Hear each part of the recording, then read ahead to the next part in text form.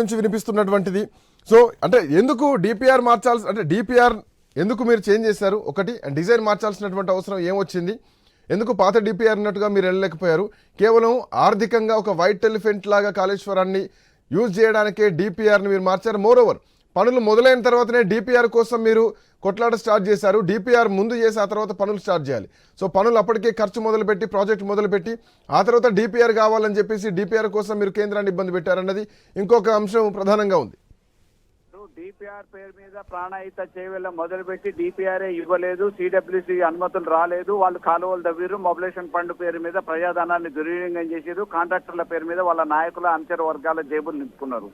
కానీ మాకు చిత్తశుద్ధి ఉంది. గోదావరి మహారాష్ట్ర మీద ఉన్న ఆధారపడి ఉన్న గోదావరికి సంబంధించిన మహారాష్ట్ర ప్రభుత్వాన్ని ఎత్తు తగ్గించే విషయంలో వాళ్ళ అభ్యంతరాలు ఉంటే వాళ్ళని కన్విన్స్ చేయగలిగినాం.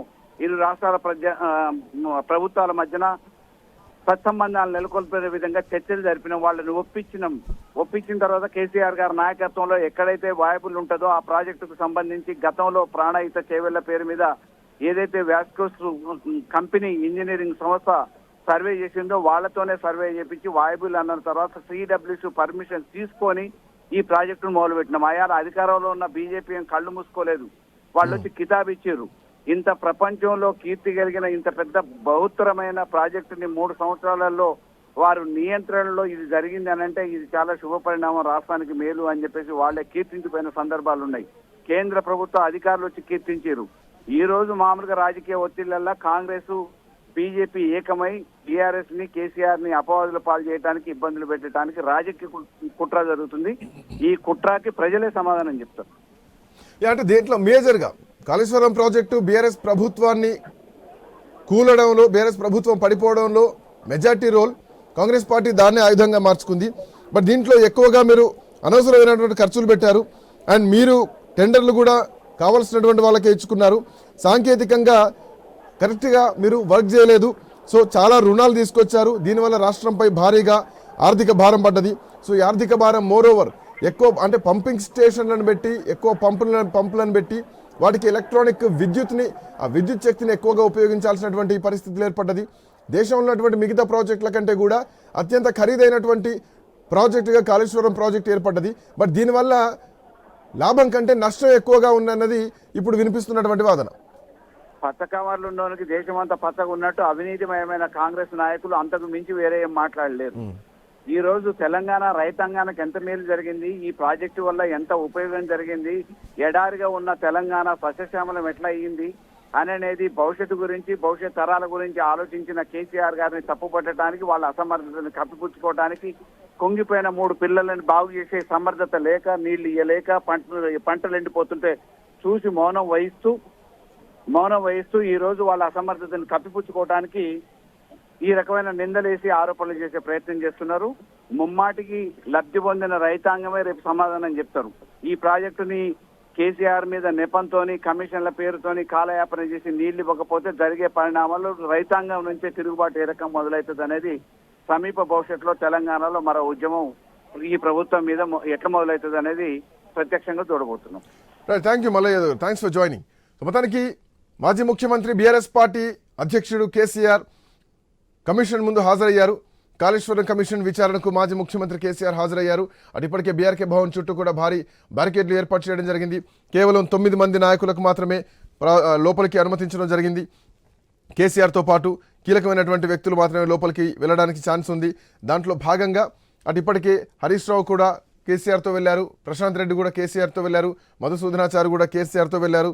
సో ఇంకా కొంతమంది కీలకమైనటువంటి వ్యక్తులందరూ కూడా కేసీఆర్తో వెళ్ళినటువంటి పరిస్థితి స్పష్టంగా కనిపిస్తోంది.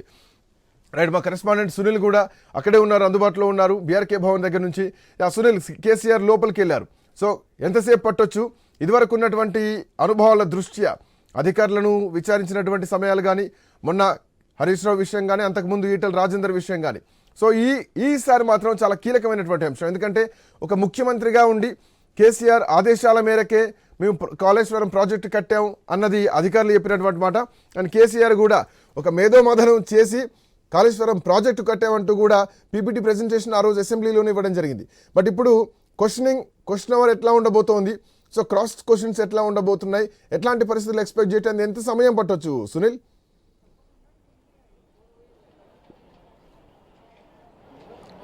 కాసేపటి క్రితమే కేసీఆర్ బీఆర్కే భవన్కి చేరుకున్నారు. ఇక బీఆర్కే భవన్లో 8th ఫ్లోర్లో కమిషన్ కార్యాలయం ఉంది. ఇక ఆయన విచారణ కూడా ఒక 5-10 నిమిషాల్లో ప్రారంభం కాబోతుంది. ఇప్పటికే కేసీఆర్తో పాటు మరో 9 మందిని లోనికైతే అనుమతించారు. ఇక కాళేశ్వరం ప్రాజెక్టుకు సంబంధించి ఇప్పుడు మనం ఒక అంశాన్ని అయితే చెప్పుకోవాలి. ఇప్పుడు కాళేశ్వరం అధికార ప్రతిపక్షాల మధ్య తీవ్ర స్థాయిలో విమర్శలకైతే దారితీస్తుంది. కాళేశ్వరం ప్రాజెక్టు ఇంజనీరింగ్ అద్భుతం. కేసీఆర్ కాళేశ్వరం ప్రాజెక్టు నిర్మాణం చేపట్టిన తర్వాత తెలంగాణలో దాదాపుగా 40 లక్షల ఎకరాలకు సాగునీరుతో పాటు తాగునీరు అందించారని చెప్పేసి బీఆర్ఎస్ నేతలు చెప్తుంటే, మరోవైపు కాళేశ్వరం ప్రాజెక్టు పై గతంలో విపక్షాలుగా ఉన్నటువంటి కాంగ్రెస్ పార్టీ కావచ్చు, ఇప్పుడు అధికారంలో ఉన్నటువంటి కాంగ్రెస్ పార్టీ కావచ్చు, అదేవిధంగా బీజేపీ ఏటీఎంల కాళేశ్వరం ప్రాజెక్టుని బీఆర్ఎస్ వినియోగించుకుంది అని చెప్పేసి తీవ్ర స్థాయిలో ఆరోపణలు అయితే చేశారు. ఇక ఆరోపణలకు చెక్ పెట్టే విధంగానే ఈరోజు కమిషన్ ముందు కేసీఆర్ తన వివరణ ఇచ్చే ప్రయత్నం చేస్తున్నారు. కేసీఆర్ కమిషన్ కార్యాలయం ముందు వచ్చేప్పుడు చూసాం మనం, ఆయన చేతిలో ఒక నోట్ కూడా రెడీ చేసుకొని పెట్టుకున్నారు. ఇక కాళేశ్వరం ప్రాజెక్టు డిజైన్ నుంచి మొదలుకొని ఆ తర్వాత పూర్తి స్థాయిలో అసలు ఎందుకు ఆ స్థాయిలో కాళేశ్వరం ప్రాజెక్టును నిర్మించాల్సి వచ్చింది అనేది మొదలుకొని పూర్తి వివరాలు కమిషన్ ముందుంచే అవకాశం ఉంది. దాదాపుగా 140 టీఎంసీలకు పైగా నీటిని వినియోగించుకోవచ్చు కాళేశ్వరం ప్రాజెక్టు ద్వారా అని చెప్పేసి ఆయన వివరించే ప్రయత్నాలు అయితే మనకు స్పష్టంగా తెలుస్తుంది.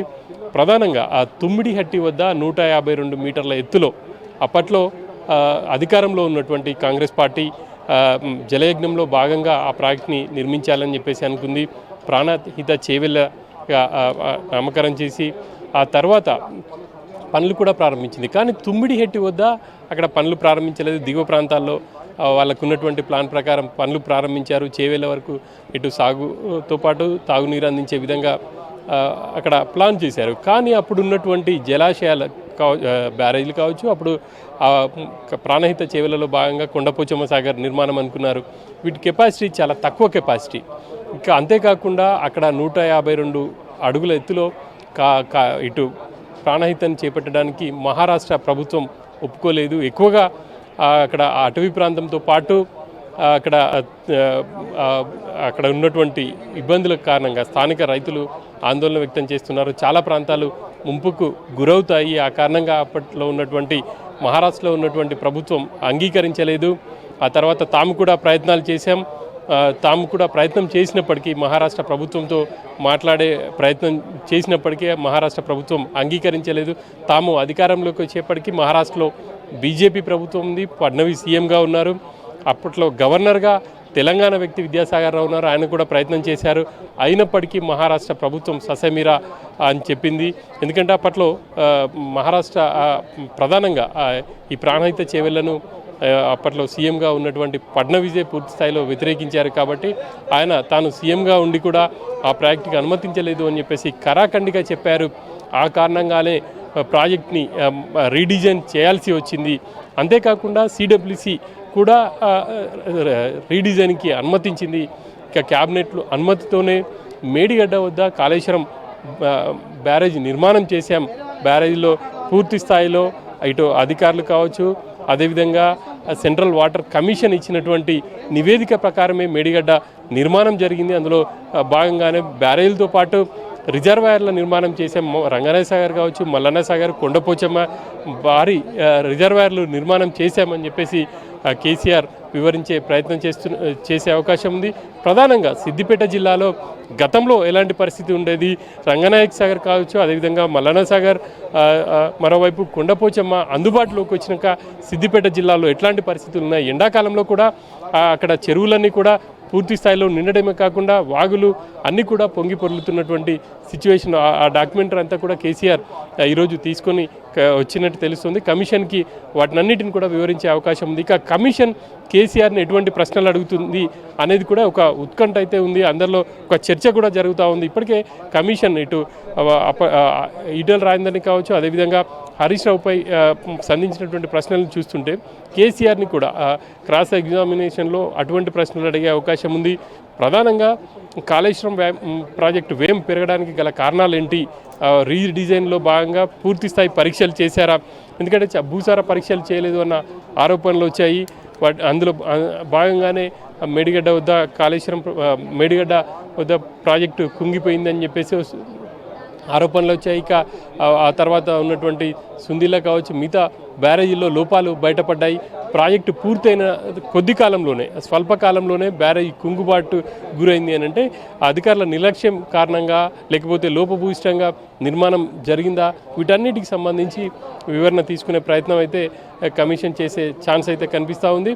ఇక కమిషన్ విచారణలో కేసీఆర్ కూడా తన వద్ద ఉన్నటువంటి పూర్తి సమాచారాన్ని ఇచ్చే అవకాశాలు అయితే కనిపిస్తూ ఉన్నాయి. ప్రధానంగా కాళేశ్వరం ప్రాజెక్టు అందుబాటులోకి వచ్చిన తర్వాత, ఎందుకంటే కాళేశ్వరం ప్రాజెక్ట్ని బీఆర్ఎస్ చాలా ప్రతిష్టాత్మకంగా తీసుకుంది, చాలా శరవేగంగా పూర్తి చేసింది. గతంలో ప్రాజెక్టుల నిర్మాణం అంటే ఏళ్ళకేళ్ళు పట్టేది, వ్యయం కూడా చాలా పెరిగేది. ఇక ఇక్కడ కూడా వ్యయం పెరగడానికి గల కారణాలను కూడా వివరించే అవకాశం ఉంది.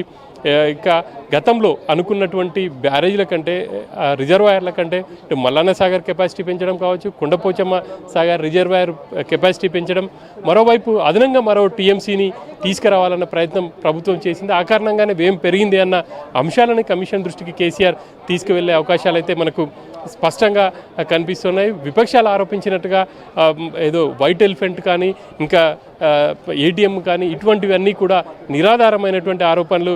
వాళ్ళు రాజకీయంగా ఆరోపణలు చేస్తున్నారు. తాము ప్రాక్టికల్గా కాళేశ్వరాన్ని నిర్మించాం, ఒక ఇంజనీరింగ్ అద్భుతంగా కూడా చూపెట్టగలిగాం, అదేవిధంగా నీళ్ళు ఇవ్వగలిగాం. కాళేశ్వరం నుంచి మొదలుకొని దాదాపుగా ఇటు సూర్యాపేట వరకు కూడా కాళేశ్వరం నీళ్ళని తీసుకెళ్లామన్న అంశాలను పూర్తి స్థాయిలో వివరించే అవకాశాలు అయితే కనిపిస్తున్నాయి. ఇక ఇంకొక అంశం కూడా మనం చెప్పుకోవచ్చు. ఇక బ్యారేజీలుగా ఎందుకు మార్చారు, బ్యారేజీల్లో 16 టీఎంసీల వరకు కెపాసిటీ వరకు నిల్వ చేయొచ్చు అన్న అంశాలు కూడా కమిషన్ ప్రశ్నించే అవకాశం ఉంది.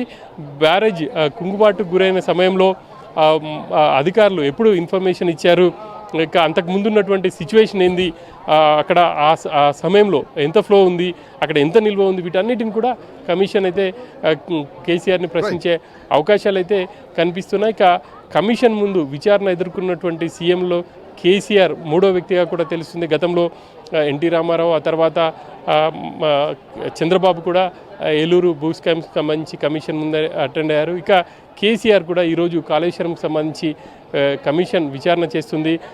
లోటుపాట్లు, ప్రధానంగా బ్యారేజ్ కుంగిపోవడం కావచ్చు, ఇక సుందిల్లా అన్నారంలో బయటపడినటువంటి లోపాలు, వీటన్నిటికి సంబంధించి కాళేశ్వరం కమిషన్ విచారణ చేసింది. కమిషన్ విచారణ ముందు ఇక తొలి తెలంగాణ ముఖ్యమంత్రి కేసీఆర్ ఈరోజైతే విచారణకు హాజరయ్యారు. ఆ విచారణలో తన దగ్గర ఉన్నటువంటి పూర్తి సమాచారాన్ని ఇచ్చే అవకాశం ఉంది.